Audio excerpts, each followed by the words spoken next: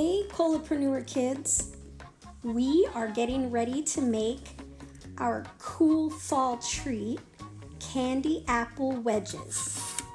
All right, now first make sure that you have an older sibling or an adult or a babysitter or someone that knows how to handle a sharp knife help you. What they're going to do is cut the apple into wedges.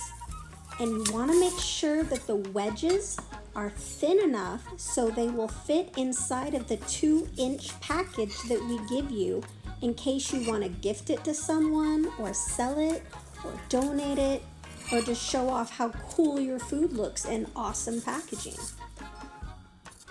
Make sure you get the seeds and the stem out of the center, and if you want to keep them from turning brown, drizzle some lemon water on top of them.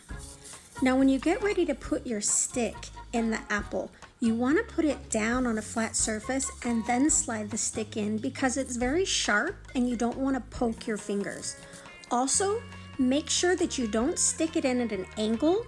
It'll make the apple too wide to fit in the package.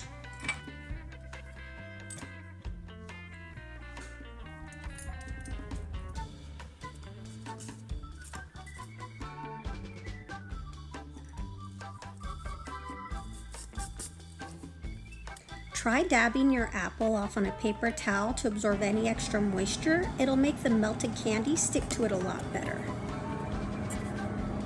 You can melt your candy 2 different ways. We tried doing it on a plate, but the only problem is that the caramel melts faster than the other candy and it burns by the time the other candy is fully melted. So we decided to use little cups.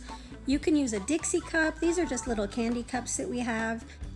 Chilling your apples before you dip them in the melted candy will also help the candy stick a little bit better.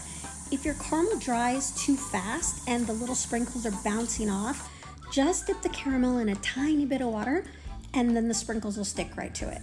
But you shouldn't have any problem at all with the dark chocolate or the white chocolate.